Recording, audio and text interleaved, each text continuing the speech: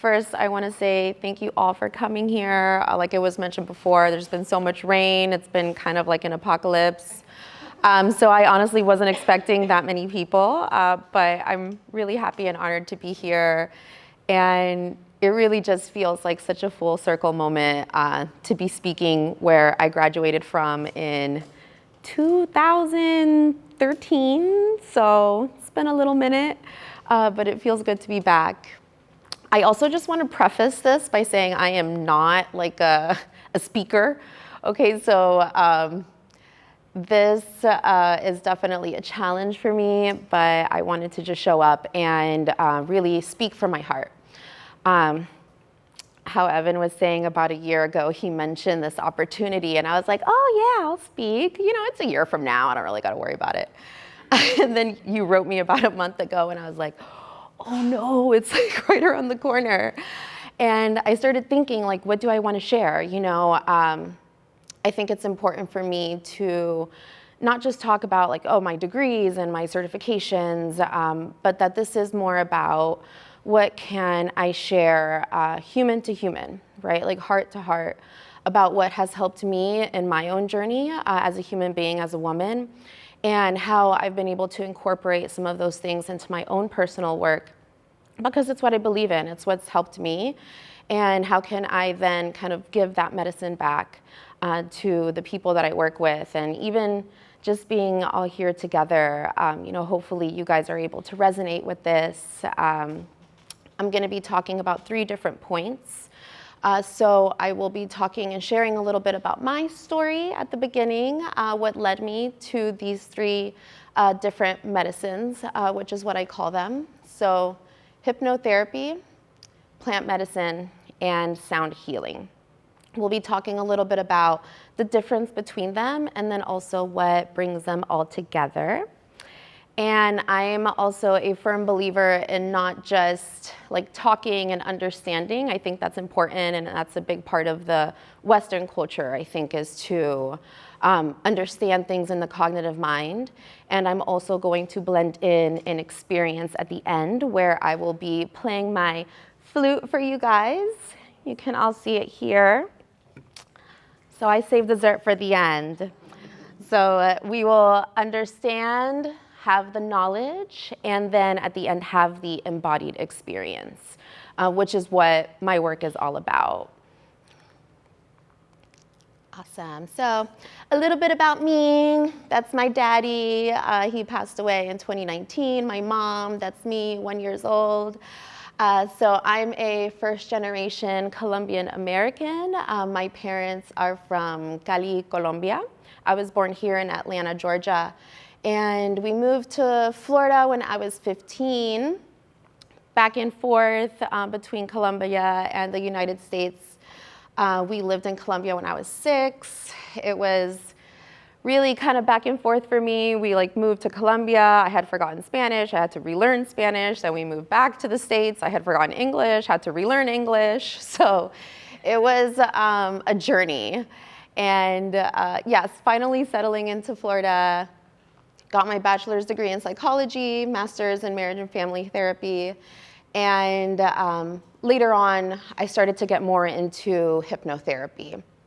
So basically, after my master's, I mean, I kind of had like the clinical work, but when I started getting into the field, I really realized that I didn't know much. Like I knew what I had learned in books, kind of how I was just referring to, the knowledge. But in terms of actually healing and being able to provide that service, I didn't really feel like I had the tools to do that in a way that felt true to me. And that's what led me to hypnotherapy, which I'll talk to you guys a little bit about in a second. So something that I want to just touch on, and I know you mentioned you're in the program, right? So for therapists, I don't know if this is still true, but back in the day when I was in the program, a lot of the work was client focused in the sense that the therapist doesn't really talk about their issues or what's going on with them. More of like a blank slate, I'm just here to help you and you don't really know anything about my life. For me in my work, I think it's really important to bring in more of a relational approach, which is why I wanted to include and talk a little bit about just what my own personal struggles have been through my life journey. So how I mentioned, I am Colombian American. That came with its own little box of little things to work on within themselves, which included a lack of belonging. So I was always the little brown girl in a predominantly white environment. And that kind of came with its own struggles and really understanding like, who am I? Where do I fit in? Really wanting to find that sense of acceptance and not being able to find it. And then going to Colombia and feeling like the gringa, if you guys are familiar with that term, where I was like, okay, I look like you all, but I don't talk like you all, and never really feeling like I belonged in one place or the other. And just that sense of looking for identity, I think really affected my sense of self, feeling not enough, feeling like I wanted to be enough, and then looking for ways to compensate for that.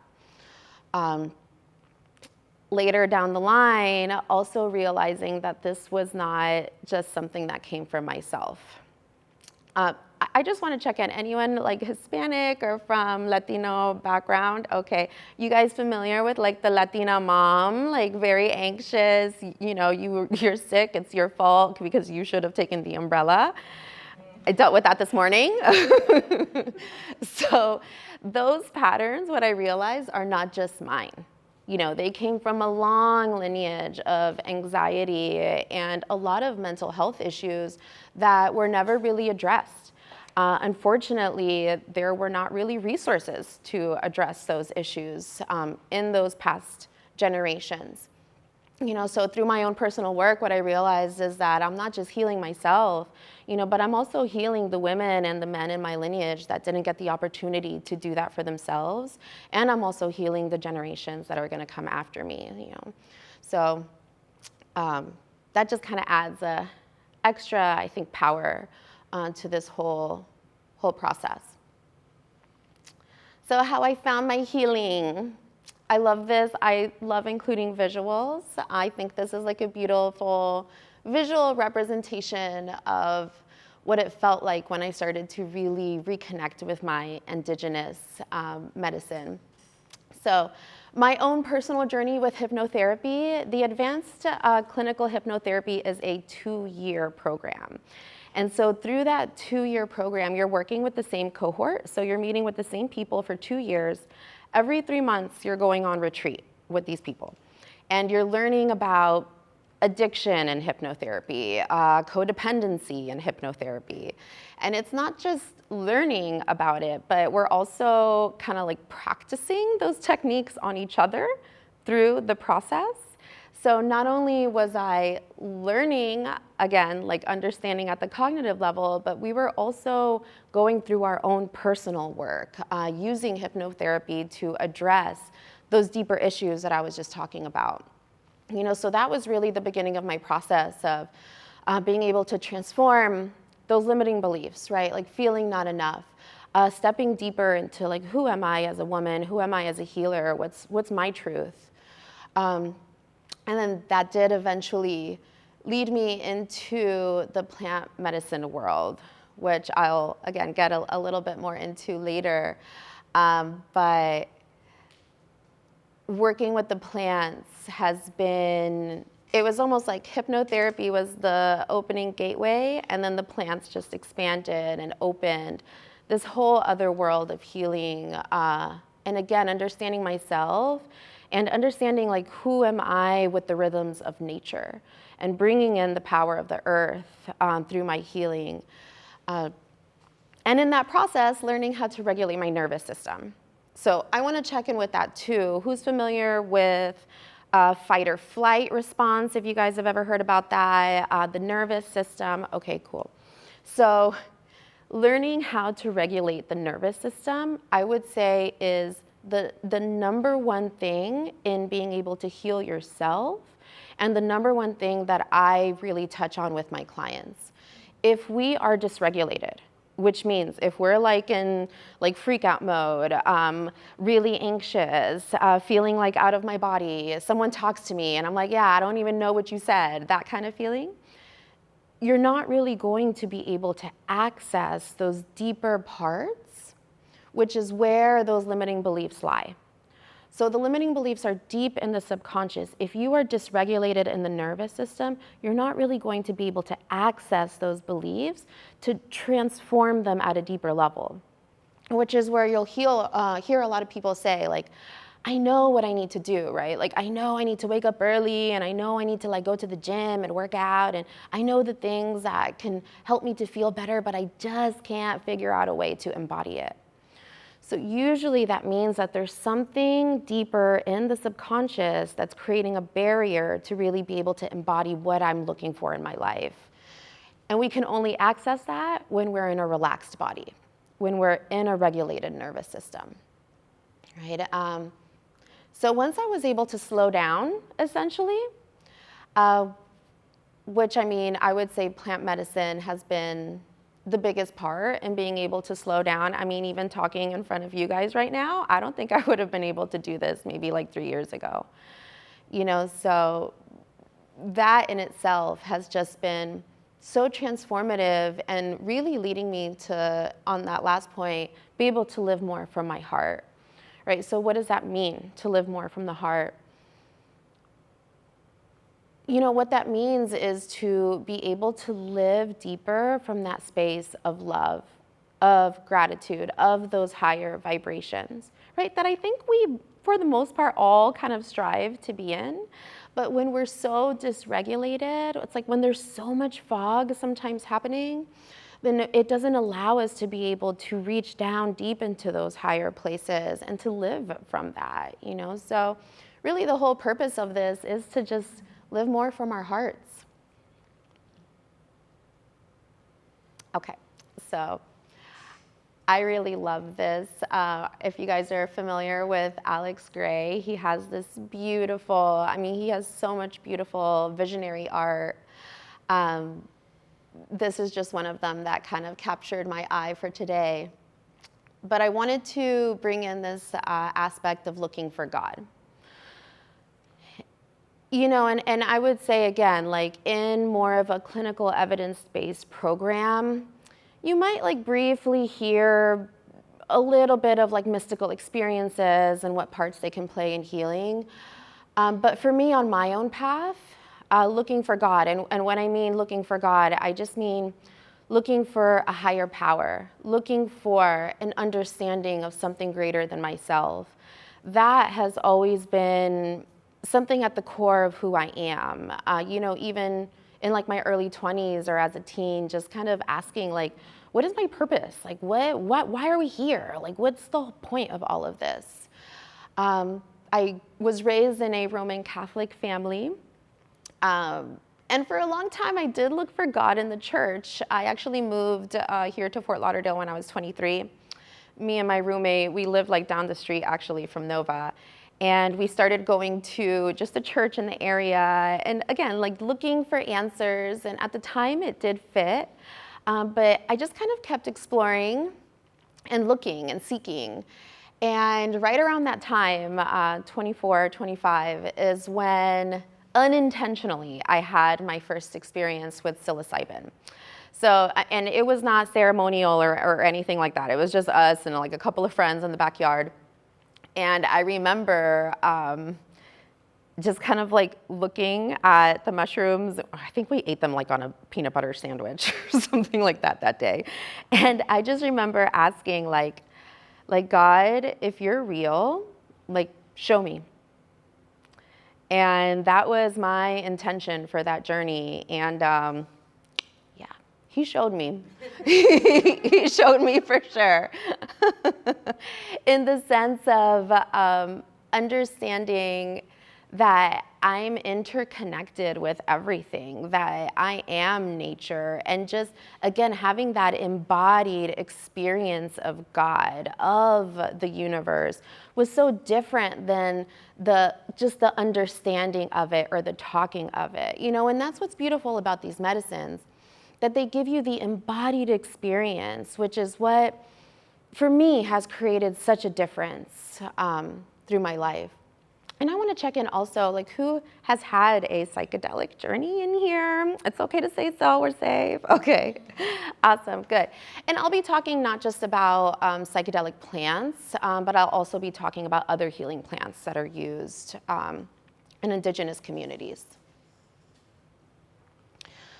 So switching gears a little bit, you know, that was kind of my journey and what I was going through on my own path. And at the same time, I was actually working in the substance abuse field. So that was like maybe 2018, 2019. I'm not sure if it's still going on, but at the time, that's when the opioid epidemic was like full-blown opioid crisis.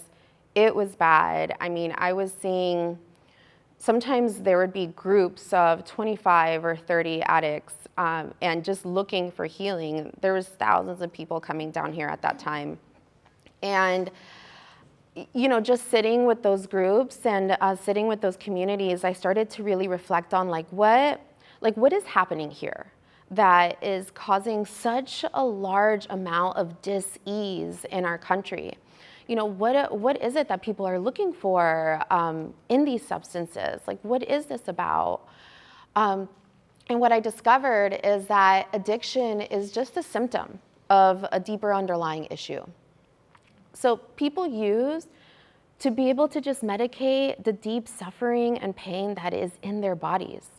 And they don't really know another way to be able to almost like get some relief from that suffering. And usually it's some deeper form of unresolved trauma. What I also discovered is similar to my own story.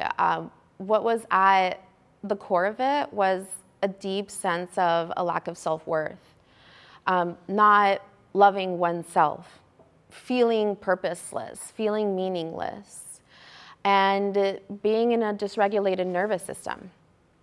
What happens with addiction and dysregulation is that addiction actually can worsen dysregulation. So, for example, someone who's been using methamphetamine for many years, their nervous system is completely shot. You know, so now we're not just dealing with the dysregulation of limiting beliefs, let's say, or self-worth issues, but then we're also dealing with the dysregulation that has been caused really from substance abuse. And the last point, yeah, our society is disconnected from nature. It's lost the ability to really connect and heal through the things that are free, you know, through our earth, through plants, through sound, right? And how can we begin to almost reclaim that medicine back?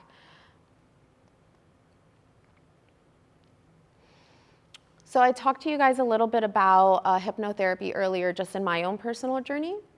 But I would say that the main differences between talk therapy and hypno is that hypnotherapy is going to drop you straight into the body.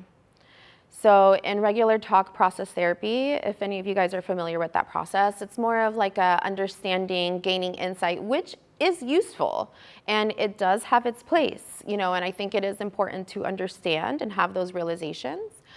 But again, it's almost like we will hit a block at some point where, okay, I understand, but how can I begin to embody those changes? And hypnotherapy just slows down the body. You slow down the nervous system, and then in that relaxed state of being, where you're able to kind of slow down, then you're able to access, like, okay, when did I start to believe that I was not likable? Oh, that was when I was 6 years old. And I was in a classroom and, you know, they put me off to the side and I made this belief that no one likes me, right? What happens is that at the conscious level, we're not usually able to come to those insights because we're not in those lower brain waves, which I'll talk about in a second. When we're able to slow down, then we can access those root issues, right? And once we can heal the root, right? So if once I can see like, oh, I started to believe I was unlikable back when I was 6, and like, is that belief true? And how can we reprogram it, right? And then reprogramming it, I am likable. You know, people do like to be in my presence. Well, then how do I behave, right? Maybe then I'll be more open. Maybe then I'll actually want to spend time with people, right? So what I've noticed in the Western culture is that we try to change behaviors first. Like maybe if I can change what I'm doing, then I'll feel better about myself. But it's really almost the opposite of how can I change the core beliefs and then the behaviors will change, right? So hypno will help you to drop into those core beliefs and heal things at the root. Building a stronger mind-body connection. So a lot of times when I first start working with clients, I'll ask them, like, where are you feeling that sadness in the body? And most of the time, the answer is like, I don't know where I'm feeling the sadness. Like, no one has ever asked me that. You know, and even checking in with yourself of like, you know, where do I feel my happiness? Like, where do I feel my anger? Maybe I feel my sadness in my stomach. How strong is that feeling, 0 to 10? Is it heavy? Is it dark? Is it prickly? Right? And really beginning to understand, like, what am I feeling? And again, when you slow down, then you're able to begin to understand, where is my body? What am I feeling in my body? And understanding it at the cognitive level. And then this is a little bit about what I was just touching on. So this is kind of getting a little bit more into the science of things, which I won't delve too much into, but I think it is important to just have like a deeper understanding of what's happening. So like in the wave that we're in right now, usual waking state, we're in beta. So right now, we're all most likely in beta, which is alert, concentrated, paying attention. What we want to get down to is this theta brainwave state. So this is the trance, dreamlike state. When we're working with plant medicine, when we're working with sound healing, and when we're working with hypnotherapy, we're in this like real juicy area of the theta brainwave state. That's like the key. That's where we want to get down to. And what's beautiful about these 3 different modalities is that they all get you there. And that's where we're able to make really deep shifts within ourselves. So right here, a little bit on the neuroplasticity is closely related to brain oscillations. Neuroplasticity is when we're able to kind of have, if you think of plastic, it's malleable. That's where we'll be able to reprogram those limiting beliefs. Bringing the brain to a state of lower frequencies, which is where we're at in early childhood. Kids are usually here in theta. So that's why they're so susceptible. If you guys have heard of the years of like 6 years old to about 12 years old, those years are when we are most likely to develop our sense of self and develop our sense of the world, because they're in that lower brainwave. When we're able to get into that brainwave, that's when we're able to reorganize our thinking and our beliefs. Yeah, and then moving to theta, changes in beliefs, perspectives, much easier than when we're in beta. All right, so getting a little bit into the medicine of plants. So I told you guys about that journey that I had when I was younger. That was almost like a foreshadowing. It was many years before I actually started to work with plant medicines in a more intentional way. So I initially went to a psilocybin ceremony with a good sister of mine, Daniela Riojas. She's a ceremonialist in California. I went to her psilocybin ceremony around 2021 and actually sat with the mushrooms from a more intentional, spiritual, ceremonial space, which was beautiful. And that began to open my path into working with ayahuasca. Who's heard of ayahuasca? Okay, she's trending right now. She's out there. This is an Amazonic plant. So this video right here, I'll show you guys in a second, but it was actually from when I went to Peru and I sat with the medicine down there This is a video of them showing how they make the medicine. So they brew in the ayahuasca vine with the chacruna plant. And chacruna is another Amazonic plant that when you mix it with ayahuasca is what creates the visions that you'll experience on the journey. So what some people experience, mystical experiences, so similar to what I was talking about when I was asking for God and he came, those are those mystical experiences, just experiencing a connection with all of life, with the oneness of life, experiencing a connection with God, with nature. And again, I'm using the word God because it's what resonates with me, but you can replace that with like higher power, divine energy, whatever resonates. Profound introspections leading to new insights because again, we're in those slower brain waves. And a reduction in activity in this part of the brain called the default mode network, the DMN. And this results in long-lasting therapeutic effects. This is something I really wanted to touch on because it's really important.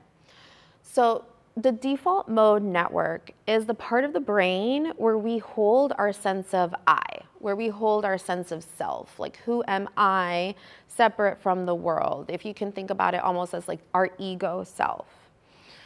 When we suffer from anxiety or from depression, the DMN is really overactive. So for example, if you have an overactive DMN, let's say you go to a party, you're with your friends, you tell a joke, it doesn't land. And then you're like, oh my gosh, like I can't believe I told that joke. Why did I say that? I shouldn't even come to this party. See, I knew that no one likes me. And then you're going home and you're replaying it over and over and over in your head. And you're like maybe causing yourself a lot of suffering for many hours after it's happened. Most likely your DMN is overactivated. And what these plants are so useful in doing is that they slow down this part so that you can begin to receive deeper wisdom, deeper insights, because you're not so focused on your own stuff and your own fog. Okay, and I wanted to touch also that the medicine of plants is not just psychedelic. So we're not just talking about, psilocybin and ayahuasca, but there are also a lot of beautiful plants that are so healing and can bring us just so much groundedness. Sage, for example, copal, which is a resin from South America. You'll see them burning this a lot in Mexico, for example. Agua de Florida, which is it's almost like this cologne bottle that they use in the Amazon. It's this beautiful, like water made out of the plants there. They use it for cleansing. You'll see it a lot in ayahuasca ceremony. And tobacco. Which poor tobacco? Tobacco has gotten such a bad name. It's gotten such a bad rep, but when you go down to the Amazon or if you do any work with indigenous communities, tobacco is almost always there. And they call him el abuelito, which is the grandfather. It carries a very masculine, grounded energy. And they use tobacco for cleansing. So they use it similar to sage. Right along with ayahuasca, which they call the grandmother, kind of is that balance of the divine feminine and masculine. So you'll see them with their mapachos, which are rolled tobacco, just blowing, cleansing the space, cleansing every person that's there. After I went to Peru, it completely transformed my understanding of tobacco and seeing that it's a beautiful healing plant. And yeah, plant dietas. So there's one thing in working with ayahuasca, and then there's another path that you can take, which is doing dietas. So a dieta in the Amazon or in South America within indigenous communities is basically when you're going and you're working with a specific plant. So for example, when I went to Peru, I worked with bovinsana. It is not a psychedelic plant. But what the process is that they open with an ayahuasca ceremony, and then you're drinking the plant as a tea. So I was drinking bovinsana 3 times a day while I was there. And the purpose of that is to drink the tea and build a relationship with that plant. So you begin to receive the energetic frequency of that plant. Again, building a relationship with it. And then it almost begins to show up as an ally, as a protector for you in life. And if you're interested in doing dietas or in building a relationship with plants, it can be as simple as like working with specific teas also that we have that are accessible to us here in the States. Chiricsanango is another one. So boinsana, they all carry their own healing properties and their own healing energy. Boinsana is known as La Sirenita de los Ríos, which is the mermaid of the river. So she carries like a very beautiful feminine energy. Ahosacha is another plant that they diet with. And these are the smaller plants. They also diet big trees, which are called palos fuertes.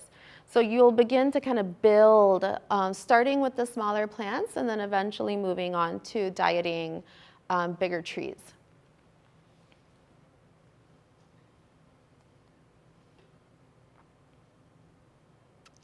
All right, now the medicine of sound. So sound is really beautiful in the sense that it's so accessible to us, right? Chloe really brings in that medicine of sound in her own work. They're so powerful. And, you know, again, it's kind of tying in all those similar principles of slowing down the nervous system. They're just different paths to essentially get to the same place. Being able to move out of fight or flight and experiencing an altered state of consciousness, right? And you're doing that through the vibration of the music. What happens is that your own limbic nervous system will begin to vibrate and resonate on the same wave, right? Slows down your brain waves. So kind of what we talked about before, getting into that theta brain wave where the magic happens. Lowers the heart rate, decreases stress levels. Benefits, these are just a couple of them. Lower blood pressure, lower cholesterol levels, decrease of heart disease, improved sleep, improved clarity. So basically it's just so good for you. And there are specific frequencies that can help to tap into this. You know, so when we're talking about sound, it's not just like any sound, but there are specific vibrations that help to lower the nervous system and to get into those places of deeper healing. All right, so I included this little video because I thought it was useful in what we're talking about today. Are any of you guys familiar with Rumi, like Rumi's quotes and poems? He's this beautiful Sufi poet. And Sufism, or the Sufis, are a mystical sect of Islam. And they do this beautiful whirling dance. I don't know if any of you guys have seen it, but it's, well, you're gonna see it today because I'm gonna show y'all. But it's this beautiful dance that they're doing with the music, and in the trance-like spinning, what they're doing is creating this unity with God. And it's essentially a prayer.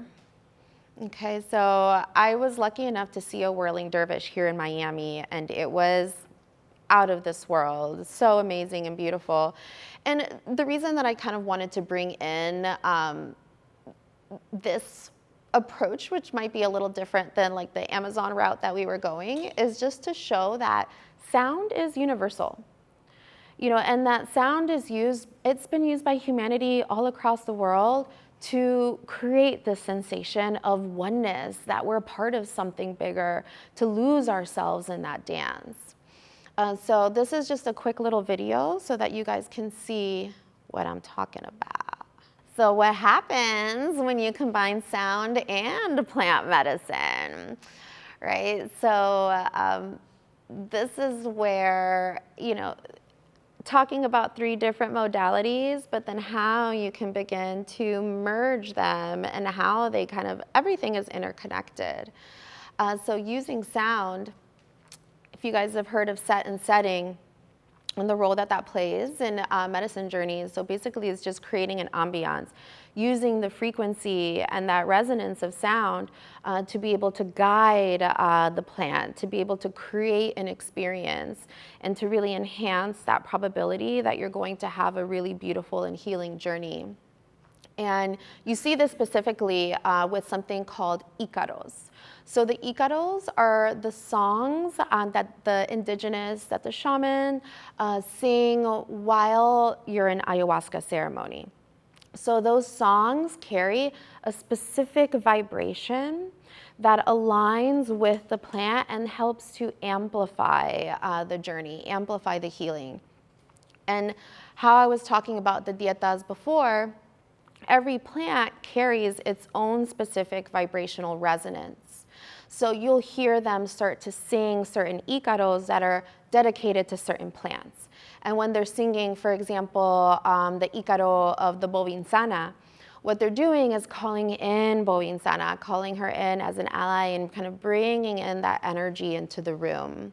You know, and each Icaro, like I said, has this specific resonance, and they call it spiritual surgery, in the sense of like the Icaro is cutting through the fog, the limiting beliefs, and detoxing, cleaning, purging the body.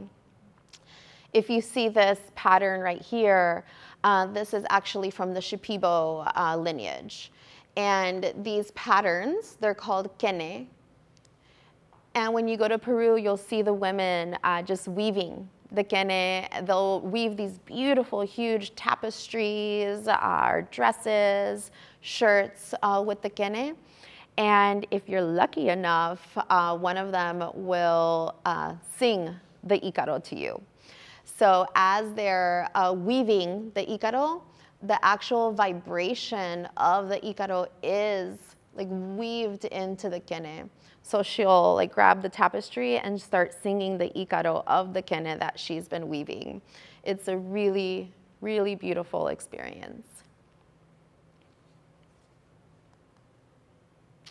And here is an Icaro, so you guys can get a little bit of a taste of what it's like, by my dear sister. This is who I mentioned that I sit in ceremony with, Daniela Riojas.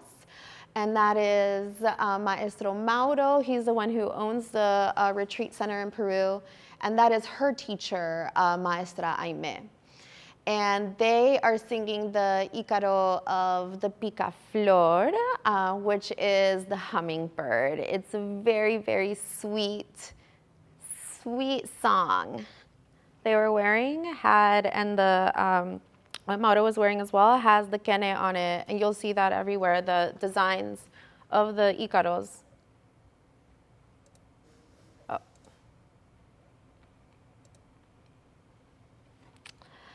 So something that I wanted to touch on briefly is this beautiful prophecy that I've heard just through my own journey through with the medicine and going to Peru and really expanding on how to bring this beautiful medicine to the West, and how can we be a bridge, you know, between these ancient modalities that are really coming forward, and then also to be able to give back to the communities.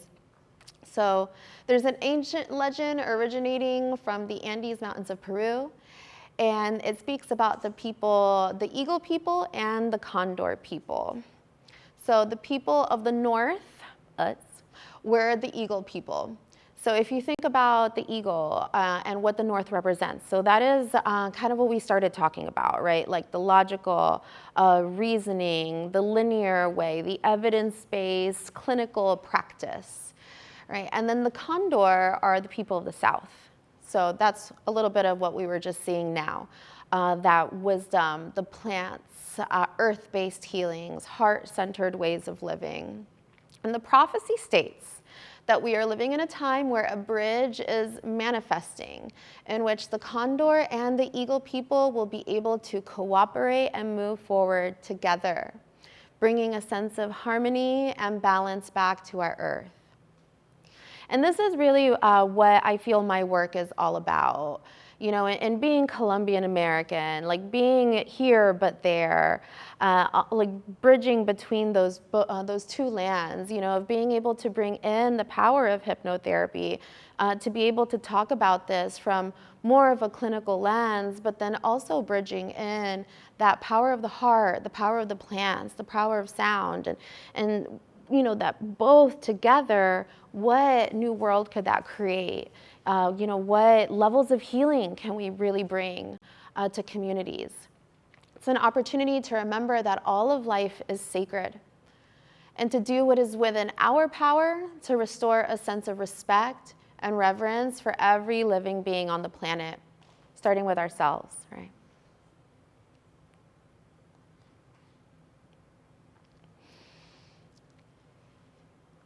This is something that is really close to my heart in terms of the importance of reciprocity. You know, when we're bringing this medicine over, it is really important to acknowledge and honor where does it come from. What we don't want to do is repeat the colonization that happened so many years ago of taking, extracting, and then removing the people who have been holding these medicines for thousands of years, right? And that's where I just wanted to show the importance of going down to these lands. If this type of modality of healing is something that calls to your heart, go and learn, you know, and I mean, my mind was blown in the sense of like, wow, I really don't know a lot. And the earth has so much to show us. And when we're able to be in that reciprocal of like, okay, you're giving me wisdom, but then I'm also giving back, it really begins to create this beautiful just sense of harmony. I'm pretty sure, I think it's in the Navajo tradition where they talk about the beauty way. And the beauty way is basically just walking in beauty, walking in harmony, right, with myself. And these are the Arahuacos. So a lot of their work is actually focused on something that they call pagamientos, which is spiritual payments. So you'll see them like collecting quartz, different things from the earth with the intention of always giving back. You know, how can we heal the waters? How can we heal the mountains? And all of their work is focused on giving back, on pagamientos. And there's ways that we can live in reciprocity now, you know, and that's something I want to emphasize too. Like, we don't have to all journey to the mountains of Peru. You can practice reciprocity in your backyard. You can go to the ocean, you know, give thanks to all these beautiful waters that we've been getting the last couple of days. Just as a way of how can I be in gratitude? You know, how can I acknowledge what I do have in my life? How can I give thanks to the sun that shines down on us, to the beautiful ocean that we get access to? A lot of people don't. And just being in that space of even thanking your food for what it gives you. And just notice, you know, notice what being in that state of reciprocity could do to your own frequency, you know, and how you feel in your state of well-being.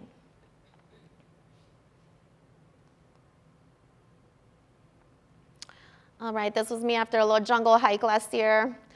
Peru was an incredible experience. And something that the indigenous talked to us about last week was something like the concept of knowledge versus wisdom. So they call us the little brothers, and they're like the big brothers with the deeper understanding. And they're saying that little brother knows a lot. You know, we understand a lot. We have our linear, rational thinking, right? But that the wisdom comes from the embodied experience of that knowledge, right? So we can talk about eating an avocado all day, but you won't really know about it until you have the experience of eating the avocado, right? And so that's what I want us to drop into a little bit today. So I brought my flute. This is a Mayan drone in the key of A. You'll hear the vibrational frequency of it, you know, and now that you've learned a little bit more about the background, then you'll have also a deeper understanding and just a deeper experience once you're hearing the resonance of it. The key of A, if you think of it, it's kind of like a higher key. So key of A, she's up with the birds. It's an astral, kind of higher frequency of the trees, of the birds, of the clouds, more of like a chirpier energy.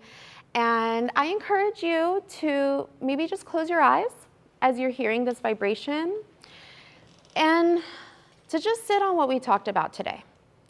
And see if you could even focus on like, what am I grateful for at this point in my life, right? Who are the people that have shown up for me? How have I shown up for myself? How has the earth shown up for me? And just centering your energy on that feeling of deep gratitude